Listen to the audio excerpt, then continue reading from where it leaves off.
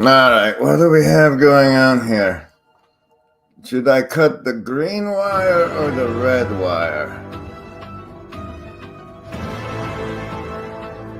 I think maybe the green.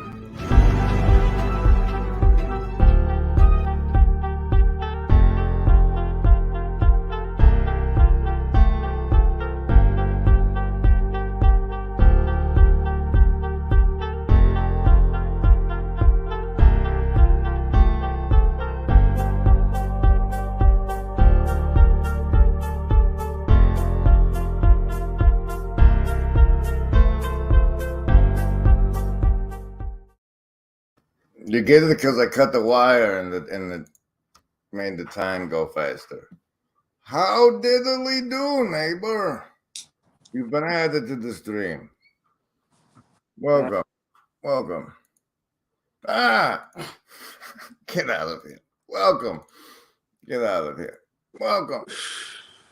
How's it going? Good. I'm just sitting here trying to rack my brain on what to do with this damn Peter Pan story. It's driving me berserk.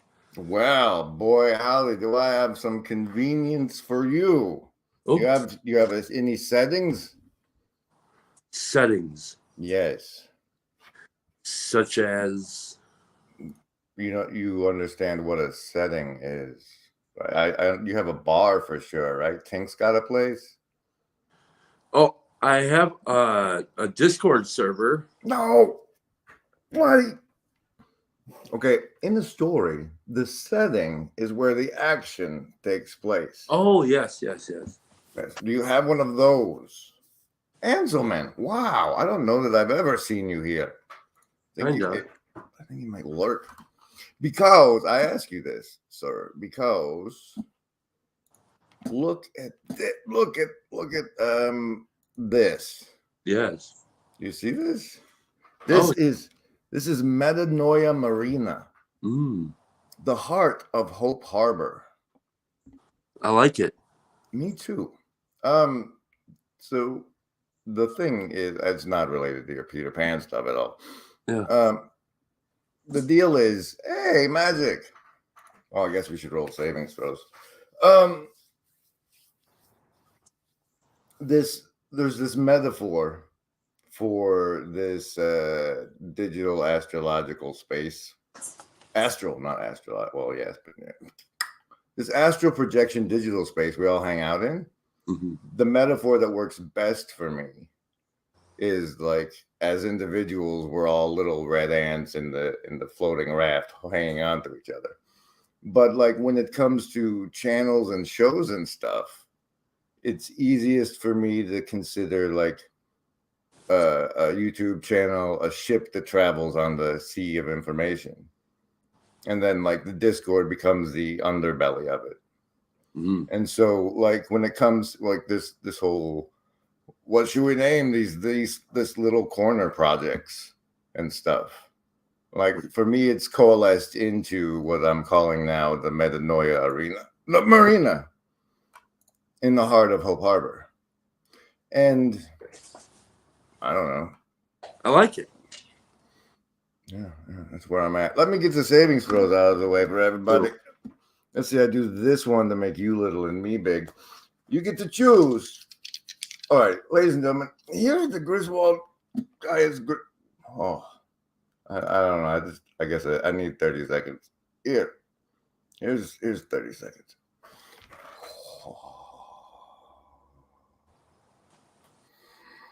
Oh. It's like everything I thought to do for the show has vanished. I tell you. Okay, here we go.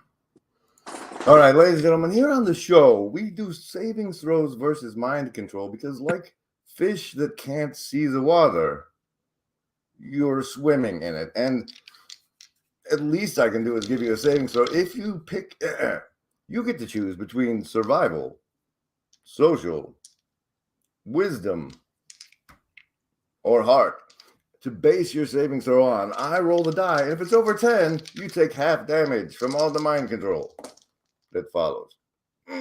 Oh, yeah. Survivalists, 7. Ugh. Socialists, 9. Lovers of wisdom, 3. 3 today. And hard folks, I think we're prime. 5's the prime, right? Okay. So there, that part's done. Oh no, that's too intimate. Let's go here. Did you survive Thanksgiving? There was a big turkey massacre last night. Yeah, we did. We went over to the in-laws and had some dinner. The potatoes were meh, but everything else is pretty good. And then we watched. My wife had never seen Lawnmower Man, so we watched that. And then she's like, "Well, what about Lawnmower Man 2?" And I was like, "Nah." She's like, "Well, let's start." So we started it, and it got about 2 minutes in, and she's like, "This doesn't even make sense." So we turned it off, and then we watched Bosch and played with our puppy and played Skippo. Skippo, I love some Skippo. Yeah, honestly. There's no lie. No lie. This Lawnmower Man thing you did, I actually had it loaded up because I wanted to go over your lemming stuff. So here, let me run pieces of it for everybody who hasn't gone by the Friday Morning Nameless channel and seen it themselves already. Oh, come now. I've already told you. The future is staring back at you. LG, hold it. That was a really cool tie-in with the Ouroboros. This is not really a good one to bring us up to talk about it and still show it. This one hides you, and then anyway. So yes, that was a good tie-in with the Ouroboros. I thought, like the way in the. What did you mean by that? Well, I was getting back to set. I thought that was a relevant and salient thing that had. It's weird because what I did was I was thinking about all this different stuff and thinking about Peterson's conversation with Jim Keller and Jonathan Brazil, and I immediately thought of the movie Lawnmower Man, which I hadn't seen in decades. And man, I was like, wow. And so I just looked for clips of Lawnmower Man, and all of a sudden this video came up where this dude does like a whole symbolic breakdown of the movie and like gives like all of this stuff. So that was in that clip, and I was like, whoa. And well, let me find the part of that I enjoyed. Okay.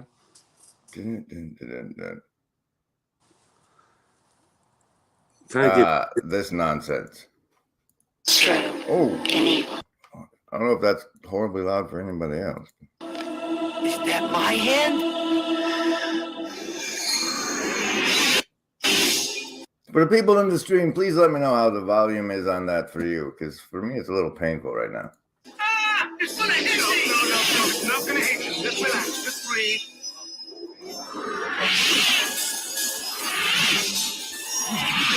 Strobe velocity increasing. Yeah, you guys, I'm sorry, especially with the way everybody failed their mind control. Like, you should probably not be looking at these symbols here.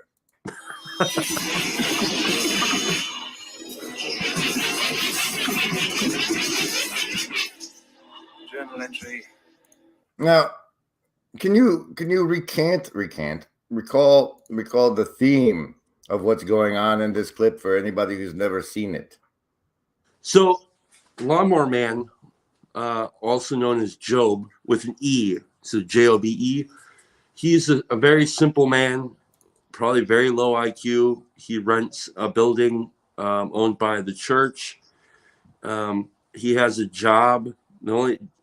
And he doesn't really get paid for it. Okay. Hold on. Okay.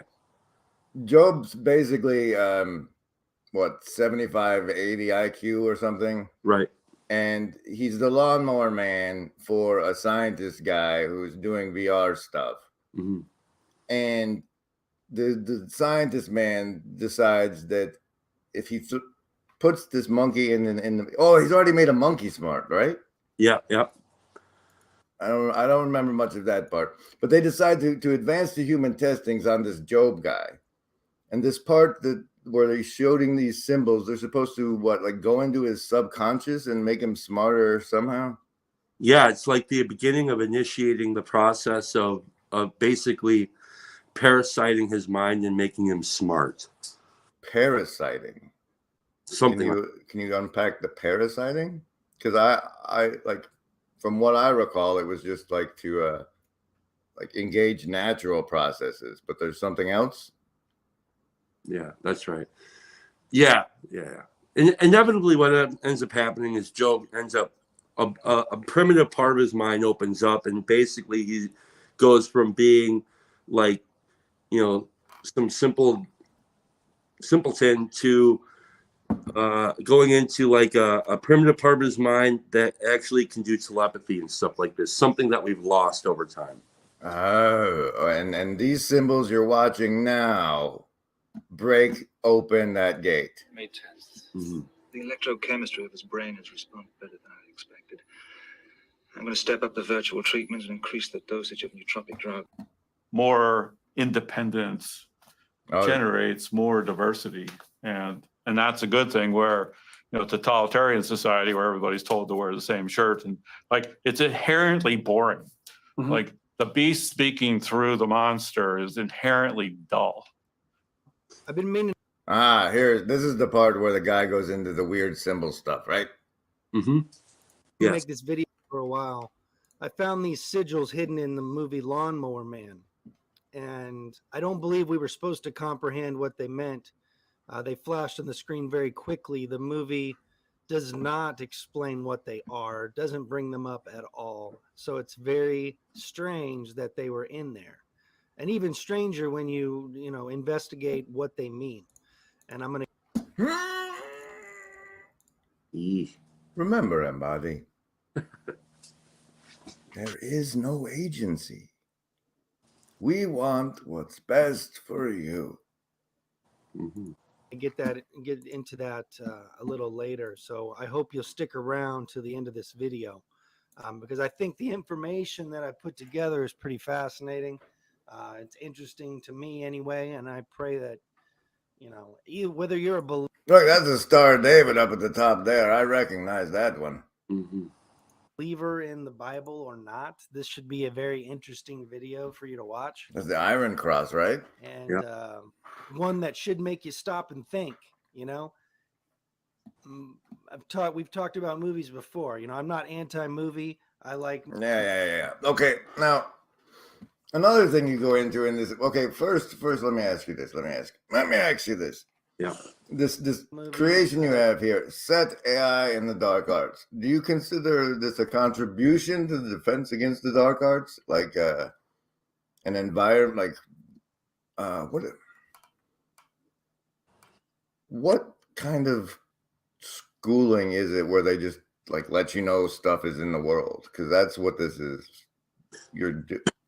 What's your message from this part? Not so much. I'm gonna get into the lemming stuff in a minute, but this part with the Job and it being in the movies and the symbolism. What are you trying to convey to the folks?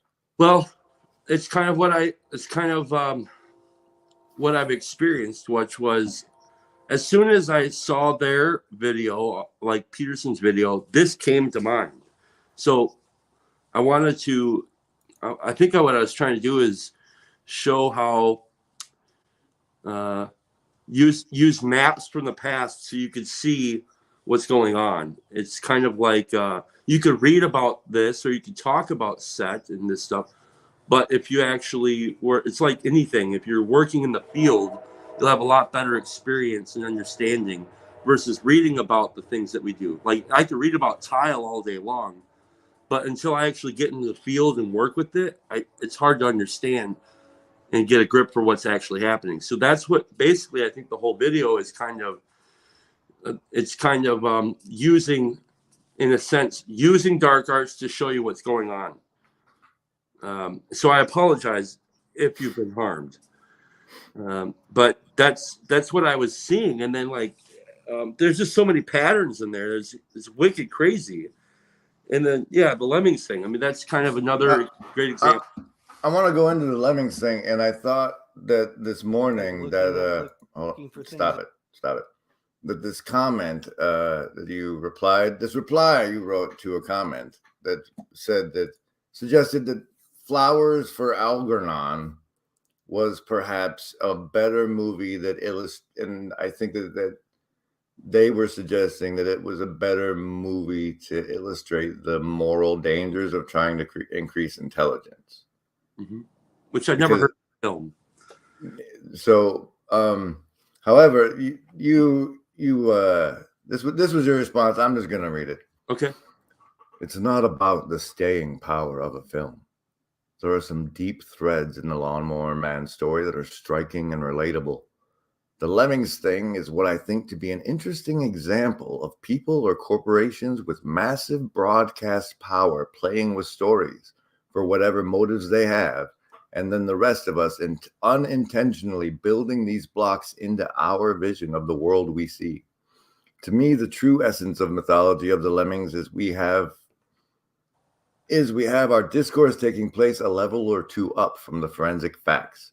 An entity like Disney experimented with mythology, and their discovery of what their mythology proved to them is they could shape narrative at a mimetic depth. Later, they would use this tool all over the place. What we're dealing with here and now, and mostly in ways the majority of people can't or won't recognize, the gods are at war. Most of them want our time and attention. This translates to money, which translates to the gods or servants of the gods want our symbolic value generator. Probably merely for fun, just to do it. To affect merely because they can. It's a mimetic game of keep away. The god at the top of the mountain wants us to truly see him, and he knows it would be a pleasure for us, the deepest pleasure to us, and for us to suffer through the scavenger hunt. At least, this is my hope. Oh, that was a beautiful comment, sir. Thank you. It's weird. Tough to follow, but yeah, I mean, the thing about Disney, later, like many, many decades after that initial film, that Lemmings film was made, like they would go on to buy like all these different broadcast companies and toy companies and stuff, and like you could really shape narratives and you could really I think that's what I was talking about. Like, so they saw that they could do something with this Lemming story, and they just, wow, we did something. They tripped over something there. It's like, well, we could do a lot of things. I don't know if there's like some, dude sitting in an office saying, kind of like the guy in Lawnmower Man. There's like an evil character in there. He's like, oh, we could use this as a weapon. I don't know if that's the case. Maybe. I mean, but no, regardless of the motives, they found that they could do something powerful. And then the end statement I'm trying to say is the God of the top of the mountain, whoever that is for you, for me, it's something like Christianity, probably Christ, uses all of this for its benefit. And I mean, I certainly wouldn't be where I am at without the suffering and the scavenge hunt, right? Speaking of suffering, yeah, I hereby summon Chris Bacow. Holy shit, biscuits! I am here. Welcome. I have returned. Oh, I like these better for three dude, people. what's up, buddy? Nothing. What's going on? Cigarette. How's that runt? Huh? How's the runt? The run? Runt. Oh, the run. He's great, man. He's small and he's growing every day, and he creates meaning in this suffering world that we're discussing. But it's awesome. Takes all the pain away. But before I lose my train of thought, that with your arrival, what you're describing with the lemming story, in my realm is referred to as predictive programming. Like they can see the way things go by. It's like I could find it in my search history if I need to, but I clicked on some stupid BuzzFeed article or something that was like fun facts about the CIA or something, and one of them was like that Walt Disney started working for him in like 58, and it's just. Oh no, and the other one I really liked was they apparently bought the rights to 1984 and some other one. And so in the way you're relating the lemming story, right? If the CIA owns 1984 and they know that putting stuff in people's minds like turns the way things play out in that direction, we'll say it that way, right? Then putting 1984 in the mind of every teenager that went through high school the same time I did leads to here. Mm-hmm. But by the Interesting. school, they didn't make me read 1984. I read So do you think it's like self-fulfilling? You think like not teaching the kids 1984 would have created a less authoritarian world? Well, what if the mandatory book everybody had to read was, I don't know, Paradise Lost instead of 1984? Like, I didn't read that either. How did society play out in that reality? Did you just not do the reading assignments, Chad, or did they give you different stuff in your scooting? I read Travels with Charlie, which is I can't remember his name. The dude that wrote Grapes of Wrath. Anyways, Travels with Charlie, Steinbeck. I read that, and then I also was made to read Fahrenheit 451 by Ray Bradbury, which now that one's got some very interesting things that would later go to play out, like where we're at now. Actually, I want to stop there because for those of you who don't know, Fahrenheit 451 it depicts a dystopia where they keep burning the books. Mm-hmm. And what ends up happening is people get back into the potentials of human memory. And the very, very valuable books, people like memorize the text. They return it to the oral tradition to preserve it during the destruction of all the books. And then recently I came across something pointing to the notion of how there was this spiritual memory practice. Oh, it was in Viveki brought it up. There was a spiritual memory enhancement practice, like increasing your memory like as a spiritual path that the printing press just, nobody's devalued that terribly. Well, I think that's why there's so many of us in love with these podcasting things today. It's more tangential. There's a lot of stories can be told. I love it. I love when I'm at work. That's why I like the Tori's project of something like working with stuff with our hands and then having dialogue and discourse over things like spiritual or philosophical things or whatever. Just life. I relate to that. You put a book in my hand, like Peugeot Creation, the book by Matt and Peugeot, but I've not read it yet. I have time to read. But if that thing was on Apple, it'd be done already. But if somebody sends me a copy, I'll read it. out loud. I read half of it. It's an easy book to read. I heard it gets more complicated as it goes, but you can't really do an audio book of it because it's actually very like diagram driven, which is interesting. So I don't think it would work as an audio book. I think you have to like understand his little diagrams and how he conceptualizes heaven and earth and whatnot. Well, like after school style. Yeah, it's very visual. Someone should do a video book, not an audio book. Something that you can actually see with the symbols up on YouTube and actually see it. And I'm sure you could even like, you know, as you read it, you know, you could even get more explicit with the pictures. But you do need the visuals to understand what he's saying because it's weird. The heaven and earth concept and the above and below and all that, it kind of, they're all very simple two-dimensional drawings, but you need them to understand what he's talking about. You should get on that, Chris. That'd be cool. He's busy raising a man. I'm already pulled 8,000 directions. But you did drop something, did you not? Pet cow? Yeah. Oh yeah, it was masterful. Defense Against the Dark Arts. I'm gonna keep trying to. If you keep getting people Defense Against the Dark Arts, I'll keep trying to keep up with it. I love it, and now everybody has to watch it. So here we go. Wait, what the heck just happened there? What all right. To secure. Somehow an image URL ended up in my browser window instead of this here.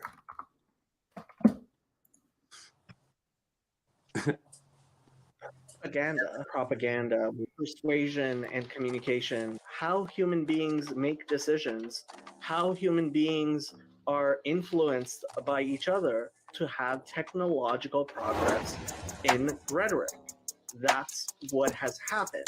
New psychotechnologies, too many people think they understand human communication. They don't. I hope it's clear to you that the helicopter on the left would never fly. Helicopter on the right would also never fly.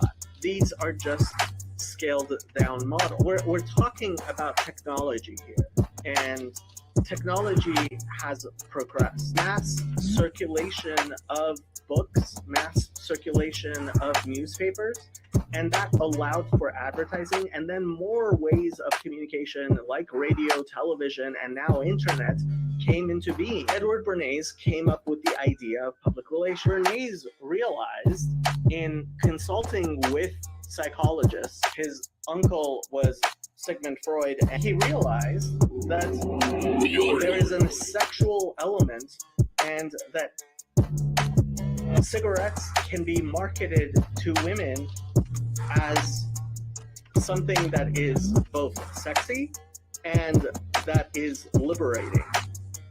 It is an incredibly idiotic thing to tell someone to think for themselves. Secure our distributed cognition through awareness, transparency, and accountability. I did not do saving throws, although I probably should have. Propaganda with propaganda, propaganda with propaganda, propaganda with propaganda, propaganda with this is a nuclear bomb going on. Propaganda with you cannot think for yourself. Think for yourself. Think for yourself. Anyone who tells you to think for yourself is your enemy. You should not think for yourself. Our understanding of ourselves and our world is not contained in our own skin. We as human beings have distributed cognition. I am not saying you should not think. You should think not just for yourself. You should think for others, and you should help others think for you, and you should ask others to think. You cannot think for yourself. It is an idiotic thing to say, think for yourself. If you are thinking for yourself, you have decided that you want to field an army of one in a battle royale where there are people with large armies. That's not going to go well for you. Do not think for yourself. Think for yourself. All cognition is in some part outsourced. If you think that you are thinking just for yourself, that you are not influenced by anyone else, you're just being silly and stupid. Okay, hi, Net. You coming back, Chris? I'm back. So we've had an interesting. Somebody brought up the thing. Oh, get memorizing the poetry in the Bible. I like Gavin's catch here. Combine "Don't Think for Yourself" with the Lemming story. So you first, Chad. I don't know what the Lemming story is. You missed it. We were talking about it 2 seconds before you showed up. Man. Lawnmower Man? I haven't seen it. No, it's the Lemming thing. Let me play parts of it, because like when I was watching your stuff, Chad, I really not really, but I really wanted to slice and dice it up. Yeah, go ahead. So we'll see if I can't do that. Oh. Well, before you do that, Chris, what do you think about do you know what a lemming is? Isn't a lemming? No, I don't. You never heard about the story of lemmings? I don't, not that I can recall. Okay. Interesting. You've been saved, my friend. What is it? Oh. I know. I think Grizz there is gonna have play something from it, if I'm not mistaken. Yeah, see, Chad, I would start with this part, I think. Not that. This. Wrong tab. Remember, Embody. Oh, right. There is no agency. Can you see when I share when I do these, Chris? Because you can do this word I can for it. If you post can to the CBC program. That's what I see. Yep. Oh, so yeah, but you see these too. Ready, set, go. Yeah. Yep. Remember, Embody. Hold on. I gotta get Gavin off of there. There is no agency. We want what's best for you. All right, we gotta do it again. That was rehearsal. If this is gonna be a clip I say forever, right? Ready, set, go. Remember, Embody. There is no agency. We want what's best for you.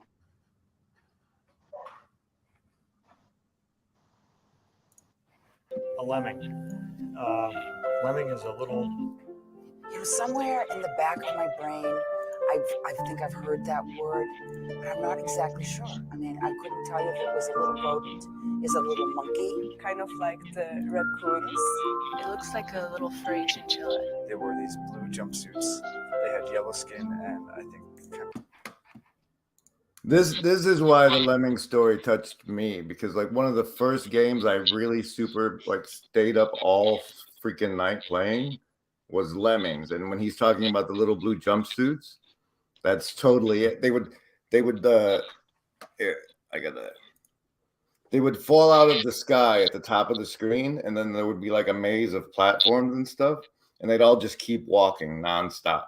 They just keep walking, and then you could like grab one and make him turn into a blocker, and then every one that hit him would turn around and go the other way. And then there was ones that you could make him a stair builder, and it was like a puzzle solving game where you had to solve for the string of lemmings and keep so many alive to the end of the map. It was a great game. You're like making conversions and disciples. This green tufty. Wrong button. A lemming is, to my knowledge, is a bird. I don't know what to believe and what to not believe. Stage sensing? Wow, I didn't realize that. Yeah, I thought it was pretty believable. That upsets me. I went too far, but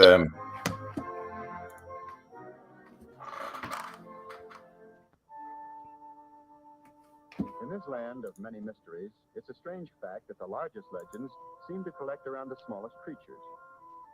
One of these is a mousy little rodent called the lemming. Here's an actual living legend.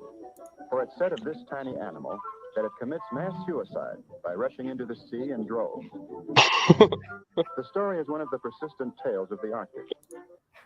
The story is one of the persistent tales of the Arctic. They run into the sea and commit suicide? White Wilderness is a 1958 nature documentary film produced by Walt Disney Production. It is noted for its propagation of the misconception of lemming mass suicide. Propaganda. And ends with the lemmings leaping into the Arctic Ocean. The narrator of the film states that the lemmings are likely not committing suicide, but rather are in the course of migrating, and upon encountering a body of water are attempting to cross it. If the body of water the lemmings encounter is too wide, they can suffer exhaustion and drown as a result. Host of the CBC program discovered that the lemming scene was filmed at Bow River near downtown Calgary and not in the Arctic Ocean as implied by the film. McCowan interviewed a lemming expert who claimed that the particular species of lemming shown in the film is not known to migrate or commit mass suicide. And then we were about here. Yeah. Yeah. This guy, right? Yeah. They had yellow skin and I think kind of like this green tufty hair. I'm very confused about lemmings. A lemming is, to my knowledge, is a bird. I don't know what to believe and what to not believe. Stage set scene? Wow, I didn't realize that. Yeah, I thought it was pretty believable. That upsets me. I don't like that. That's really not a documentary. They gave us that metaphor, though. They built it for us. In a sense, it's a public service, you know? I mean, like... This, if you look at this guy's, look at this fella's eyes right here, watch. In a sense, it's a public service, you know? That is like the face of the woke demon smiling through this poor man. Yeah. Yeah. It's like this thought is in alignment with the right think. This is a right think thought. I'm having a right think thought, everybody. I'm being a good boy. This is a right think thought. It's a public service. Walt Disney lying was a public service. It helped us all. Shit. I mean, like I said, you know, there would be a lemming-shaped hole in the public discourse without lemmings. They gave us that metaphor, though. They built it for us. In a sense, it's a public service, you know? I mean... So that's the lemon story. That's his left brain trying to take that like chaotic like he can't handle the truth, so he's like, that's a left brain trying to like rationalize it and be like, well, it's actually a public service, actually them telling us this, and it's actually a good thing that it happened because and like trying to like get it back, get the genie back in the box. What would we use as an example of mass suicide if we didn't have the lemmings? Thanks, guys. Thank you, Disney. So now we go back to the challenge of Gavin. Combine don't think for yourself with the lemmings. Well, those seem it's like I think he's highlighting for us the opponent processing that we need in these situations. Well, you kind of are going off of a cliff, you know, to your death. One way or another, you do it thinking going with that illusion of thinking for yourself, and that takes you off the cliff. Or you can, and I'm finding this thought compelling now of don't think for yourself and kind of let go and fall off the cliff, falling into the arms of the distributed cognition and hoping that picks you up and saves you, right? Like, either way, you're kind of jumping off the cliff. Either way, it's a suicidal move. To think is kind of a suicidal move. To exist is to I mean, to live is to die. I mean, you could not contemplate it, but that's a third option. So what you're saying is Disney did us a service, and without that, there would be a lemming-shaped hole in the conversation. If that, Oh, Franco is calling out the next break I take. Play your Speak for the all-time crew. smash hit. That's a. Ooh. I don't understand why that one did so well. Yep, right. That's why I said seemed like it was kind of an experiment. That song?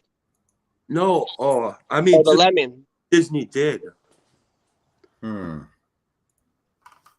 Yeah, I wonder what their intentions were. They probably just thought that was true. No, actually, there were people at the top of the cliff that were pushing lemmings off the cliff. So they knew it wasn't true. That makes me want. I wish I knew a legal historian, right? Because there was a point in human history where they started having to put no animals were harmed in the making of this film. Right. Right. And clearly this must have been before that. I know it probably was really hard now for Walt Disney. You know, he can't sacrifice goats anymore to make his movies. I know what we'll do. We'll take out the lemmings. But yeah, I'm getting the combination between lemmings and don't think for yourself. And let me just rant on this don't think for yourself bullshit. You think it's bullshit? The person that's making a big deal of don't think for yourself, you're an idiot if you don't think for yourself. All that is a propaganda technique, because one way to bait you in is to get you in something obviously everybody should disagree with. Like, look, there's an idiot saying something that's obviously wrong. And then once he has your attention, he does this whole spiel about, like, every time you think, you're actually thinking for yourself, your community, and your nation. So you're never only thinking for yourself unless you're evil. So don't think for yourself. And that's what's going on with that. But I think that the idea of thinking for yourself, I think he's right when he says it's pretty much an illusion. Like your thoughts are not your own, and your thoughts are any good, any sophisticated thought is going to be inspired by a million other thoughts and influenced. Like there's not a lot of original thought out there. So I think that's what he's getting at. No, what he's saying is that it's impossible to think for yourself. It really is in some sense. But what he's saying is, like, to do it successfully, to secure one's own cognition, would be to be accountable. What was it? There's like 3 things, I don't remember which other than accountability.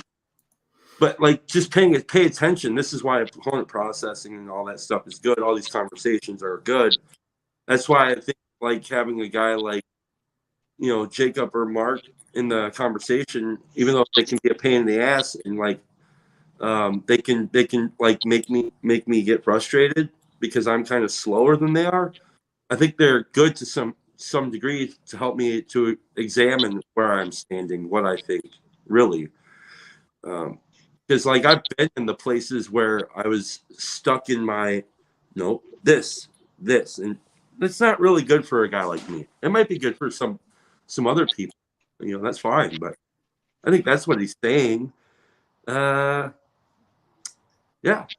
I mean, he's clearly done some thinking for the rest of us. Look at, we're all talking about it. Well, I wouldn't have been, but Chris made that rockin' tune. Well, I don't. Yeah, I mean, what I found compelling about it was, yeah. What's the thought? What is the thinking for yourself? Where does that happen? How do you know that's happening? Like you brought up being fed 1984 earlier as a kid, and now it's all around you. We're talking about, you know, this lemming thing, like the information that you're given, like, and you no matter how much you think for yourself, unless someone goes to the Arctic and confirms whether the lemming commits suicide or not, you're not you're not thinking for yourself. And what I don't know if this is what Gavin meant, but I think that this process of thinking is a suicide mission either way. So you kind of have to look at it as thinking for yourself, which is clearly a suicidal mission. Like that seems like the worser of the two. Although the second is really bad too, of offering all agency out to basically arbitrary forces, because it's completely, you don't know why you choosing what you choose to be the right thing either. So either way, you're kind of screwed. But what do you mean you don't know why you choose? Do you mean like you do the best you can, but you don't know if it's right? I want to take a different tack and say, like, you construct yourself out of what you think about what you consume. Yeah. And so if you're thinking for yourself, you're doing it to construct yourself. Like you're deciding, like, okay, I believe that. That's probably bullshit. Like you're filtering. Like you're a filter of experience and you're a filter of thoughts, and that's the part of you're participating in the distributed cognition by filtering thoughts to this is what thoughts are, this is what that news comes out. You take the news, filter it through Petcow, filter it through Chad, and filter it through me. We all saw his "don't think for yourself" thing differently. So we think for ourselves, we choose and reject information to construct the selves that function in like a node in the distributed cognition network. And check out this thing about AI I saw today. I love that. I think you're right when you're saying identity has a lot to do with it and the construction of the self. I think you hit something there. I think that's the core of what you're doing and what you're going to choose, the things that are going to matter and not matter, and what you choose to, who you choose to listen to, and what you choose to expose yourself to. All of that comes down to how you'd like to view yourself.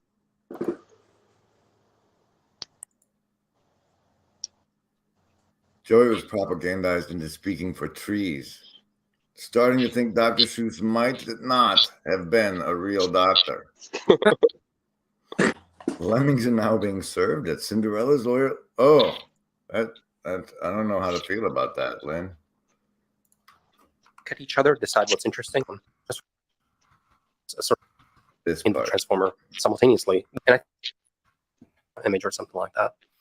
And you want to train this computer, so you want to set its weights. And I think there's a number of design criteria that sort of overlap in the transformer simultaneously that made it very successful. And I think the authors were kind of deliberately trying to make this really powerful architecture. And so basically it's very powerful in the forward pass because it's able to express very general computation as a sort of something that looks like message passing. You have nodes and they all store vectors. And these nodes get to basically look at each other and it's each other's vectors, and they get to communicate. And basically nodes get to broadcast, hey, I'm looking for certain things. And then other nodes get to broadcast, hey, these are the things I have. Those are the keys and the values. So it's not just attention. Yeah, exactly. Transformer is much more than just the attention component. It's got many pieces architectural that went into it. The residual connection, the way it's arranged. There's a multi-layer perceptron in there, the way it's stacked and so on. But basically, there's a message passing scheme where nodes get to look at each other, decide what's interesting, and then update each other. And so I think when you get to the details of it, I think it's a very expressive function. So it can express lots of different types of algorithms in forward pass. Not only that, but the way it's designed with the residual connections, layer normalizations, the softmax attention, and everything, it's also optimizable. This is a really big deal because there's lots of computers that are powerful that you can't optimize, or that are not easy to optimize using the techniques that we have, which is backpropagation and gradient descent. These are first-order methods, very simple optimizers, really. And so you also need it to be optimizable. And then lastly, you want it to run efficiently on our hardware. Our hardware is a massive throughput machine, like GPUs. They prefer lots of parallelism. So you don't want to do lots of sequential operations. You want to do a lot of operations serially. And the transformer is designed with that in mind as well. And so, well, the reason this sticks out is not only because, like, the Lawnmower Man and the AI stuff that we're talking about, but this the way he described the node part, I'm hoping it played, was Indra's web. That's entirely Indra's web. And what I'm thinking right now is that these guys are looking at how to build AI by looking at how our minds work. And if we watch what they're doing and be those nodes, like we fractal it up out here and we model general distributed cognition. Because, okay, so here's humans and AI are in a space race. No, that's exactly correct. I mean, like when I was thinking about this, I thought of a lot. This thought came to me a lot. Like to me, that's what seems like the Beholder Project is. That's what I'm doing is what I don't think an AI can exactly do what I do, where it can watch like just 10 random videos and then find the most salient thread and then like throw something together. Like, so kind of that's what we're doing. That's what the Loom is, right? It's like, oh, these are like there's something in here. We can't exactly say exactly what it is that's relatable to the next clip, which is relatable to the next clip, which is relatable to something I saw back in 1992. You know what I'm saying? It's like, well, sometimes you can, sometimes you can't.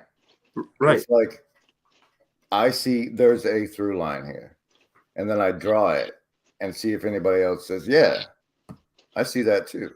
But dude, did you also see this? And then I'm like, oh, and it's that updating of the models that dude hopefully was talking about. Yeah. So one thing, I don't know if this is true or not, but when I think about how I think, sometimes, have you ever noticed in your thinking where you might have like 4 or 5 thoughts, like kind of fire all at once? And like there might be 2 or 3 of them in there that aren't related in any way. It might be like a memory of a time you were doing dishes or something, had nothing to do with it.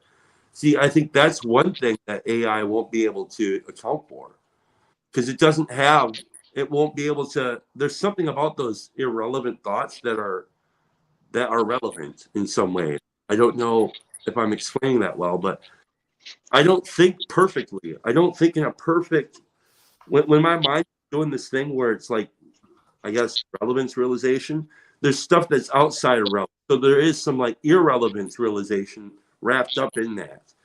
Do you understand? Am I making any sense? I understand. To me, what you're saying is basically what the Peugeot and whatever the dude's name was with Peterson, the AI guy. Yeah. And I mean, you're making the same argument Peugeot was making, which is essentially, can the AI exist without it being given directive, without it being told what to value.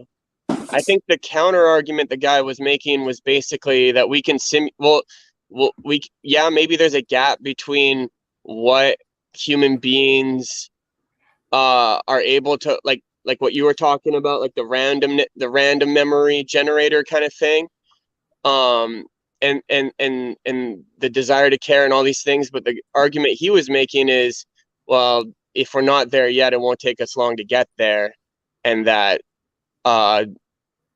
maybe, and even if, and I think like the way I understood what he was saying is that maybe there will always be a gap, but that gap will continue to get smaller and smaller and smaller till it's insignificant, and you won't be able to tell the difference between anything that a human can offer an AI. So, Chad, when you were talking, this came to mind because it was like you were describing. I wanted to like jump out and say, "That's a demon! That's a demon!" Because the part where you say you're getting 4 or 5 thoughts at the same time, and you're like your mind is doing the wandering thing. That's the default mode network. Like, and that's part of 2 opponent. There's the task focus and then the demon, and it's like you focus on the task, and the demon like says, "Hey, what about all this?" And then the rest of you kills off a lot of what it brings you. And you were describing that process when you were saying that thing about the 5 thoughts. But then this visualization of the way you said how random they could be came to mind. It's like the demon shoots out like that and grabs one of these plasma memories and brings it into the thing, and then you have to chop it off or who to thunk it. That thing that looked like an attention sphincter. No, the attention sphincter is what kills off the irrelevant thought. All right. You pinch it off. Like, That's oh, what it. oh, that's irrelevant.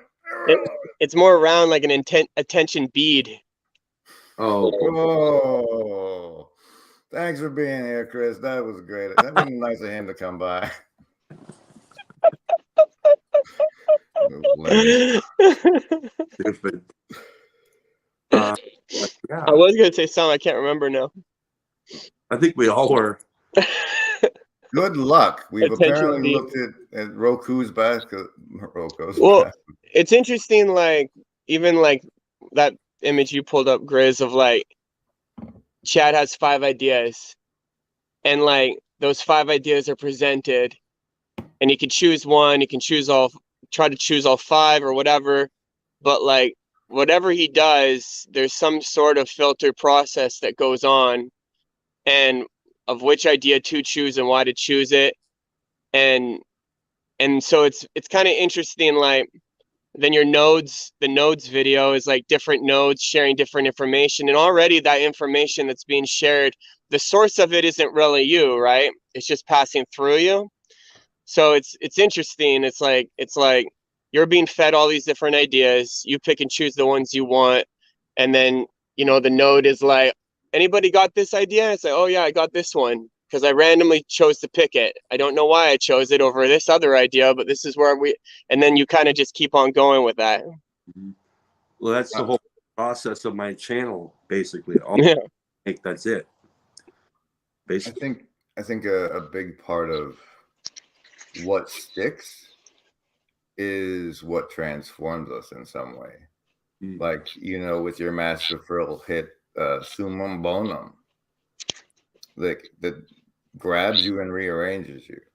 Like up until I read the Anne Rice's book, I think Memnoch the Devil, in which she introduced the idea that it might have been possible for Jesus to forget he was God.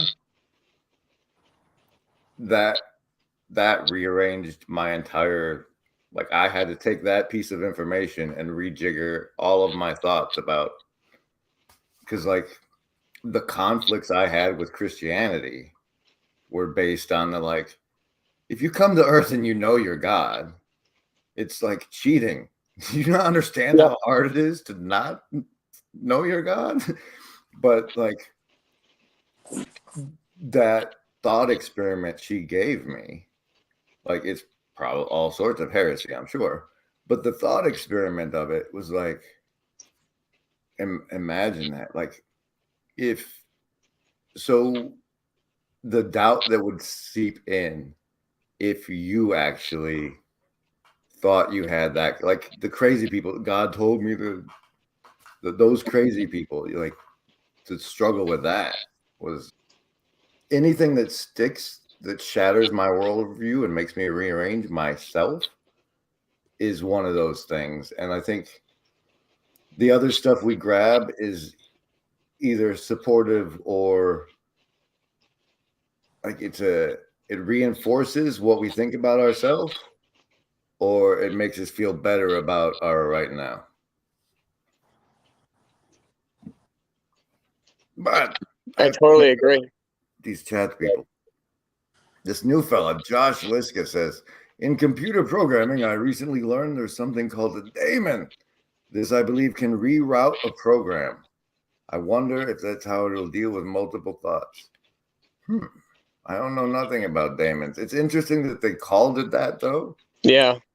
And if its function is to like if that's its only function, that'd be fun to look at and play around with. Well, like there's all these like different like I think I got this from you. I made a song about it where Terrence McKenna's talking about how science was founded by an angel, like a daemon, how like Socrates had a daemon, like all these big pivotal moments in history. Like, isn't that just the perfect illustration of what we're talking about? Of like the thought presenting itself and then the human being just simply being that vessel to distribute it.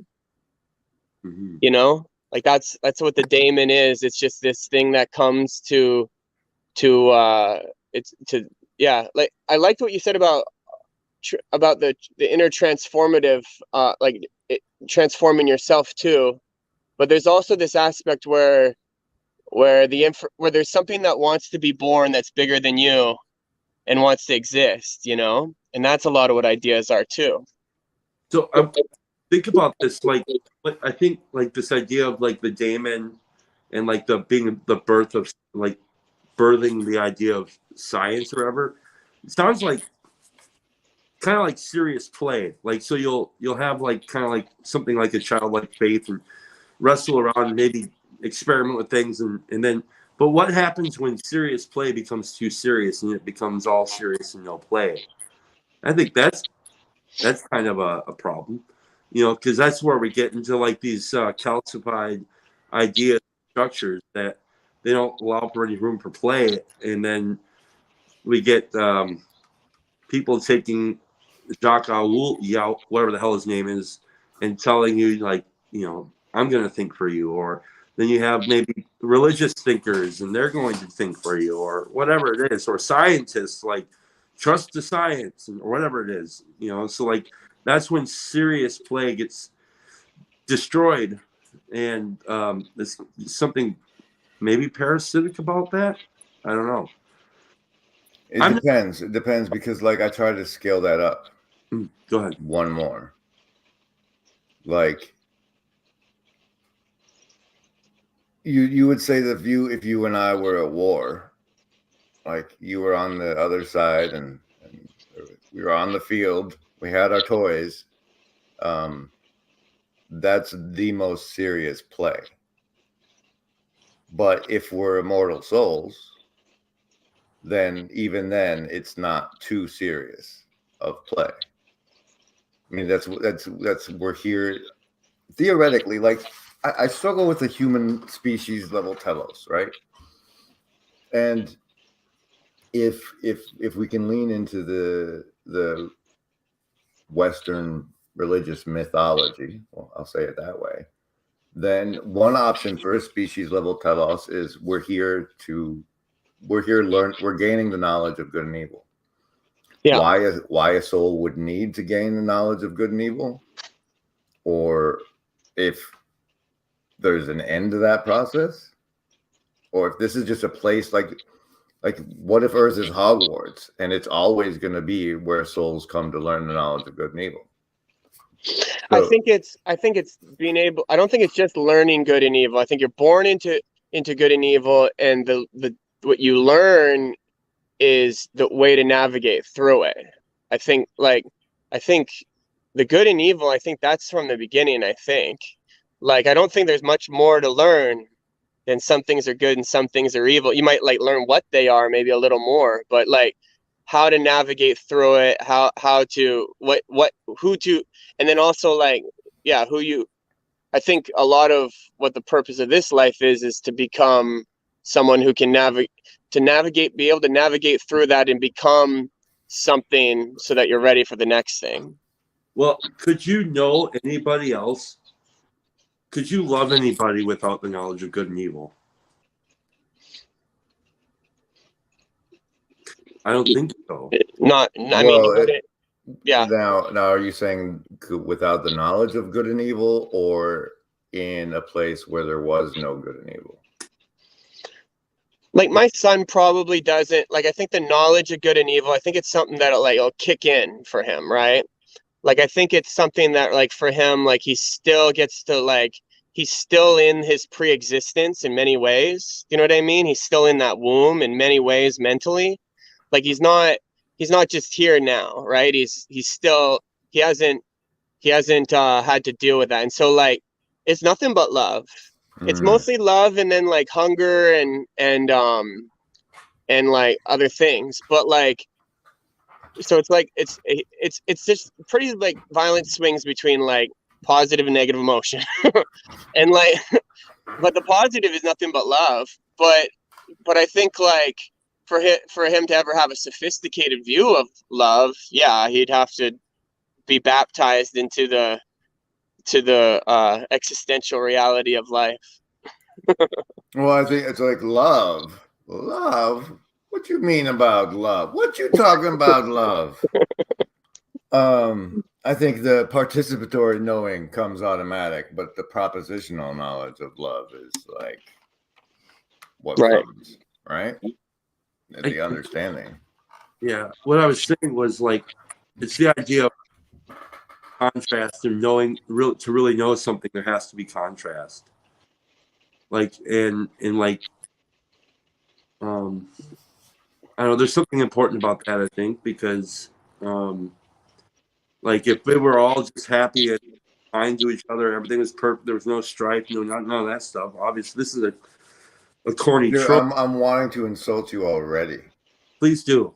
No, just because you said that. It's like if everybody was kind to each other, like I'm already like I'm so contrarian that like it immediately started building when you said it was just nice. Like, it's like yeah, I don't agree with that either. Your point, right? Well, I don't agree with it. I don't like. It's not even that like something in me doesn't like it. It's like I don't agree. Like I don't think we all have to be nice or even understand. Like I think we have to. I think it's a different purpose. I think it's not what I was saying. What I was saying is if we were all in the mode of perfection, perfectly loving one another, we would never know love. It would be like water. Yeah. So even I mean, it's a stupid trope. It's something that everybody should already know these kinds of ideas all the time. It's like no, dude. I mean, yes. I mean, we can say everybody should know, right? Because we're qualifying the information as this is useful common knowledge. Mm-hmm. But I think we really have to remember that everybody is born stupid, and a lot of people have been like born neglected and fed internet, and so I don't know. It's just the everybody should know, like. A softer way. It landed kind of hard. Everybody should know. What I meant was, I didn't think I was saying something that was really profound. Is what I'm saying. You know, and yeah, you're right, man. Sometimes I forget. Like, yeah, you know, when you're kind of embedded in a community of people who kind of talk like this all the time, this is the water. It's easy to notice. I mean, it's like, yeah, I mean, how many times have I heard the story of the dark wolf and the white wolf? I mean. Right, but then I'll encounter somebody who's never heard that story, and then the first time they hear it, they're like, "What?" Like it's so it's kind of like this. Do you know that one, Chris? Yeah. Yeah. Yeah, I do. You want to tell it? Chris, what's the story of the dark wolf and the white wolf? Now you're putting me on the spot, but the way I know it is you got two wolves. One's a good wolf, one's a bad wolf, and the one that you feed. If you feed the bad wolf, it'll become big and eat you and eat the white wolf. And if you feed the white wolf, it'll defend you from the black wolf. That's how I know it. I don't know if there's more to it than that. What was that last part you threw out? The white wolf will defend you from the black wolf. Okay. Not to make it about color or anything. It's just how it goes. Chad, are you a romantic relativist? A what? Joey, are you suggesting he's from Arkansas? The wolf story I know goes like this. It's like some kid is talking to his grandpa, and the grandpa says to him, like, inside every man there are two wolves fighting. One basically selfish and evil, and the other like not. The white wolf, it's a good wolf and the bad wolf fighting inside every man. And the kid's like, which one wins? He says, the one you feed. Right. So I think I disagree with the bad wolf being bad. I do too, actually. I think it took me a long time to get there, but it's like, it's just, it's the opponent processing. And if you treat it like it's bad, then it won't serve you. And it's part of you that you need. So like maybe make sure not to starve it either. I don't. Well, if you think you can, good luck. Do you know, like in the newest Matrix movie when like which like everybody hated, whatever, and fair enough, but like in the newest Matrix movie, like when they're in that final battle or whatever, and everything seems lost, and it's actually Agent Smith that comes to save them. You see it, Chad? Yeah. There's like a redemption there. Yeah. Yeah, it's actually Agent Smith that comes to save him, and to me, like that's like to me like I see that everything having its place. Like I think you do feed both wolves, and each wolf has a job to do, and yeah, because in that story, like it's actually the like whatever, like the shadow of Neo, the anti-Neo, that actually is what saves him. And I think that oftentimes like our trauma causes us to put like parts of ourselves into like the shadow, like that place we don't want to go, and we don't want to do that stuff, and then we just associate it with bad things.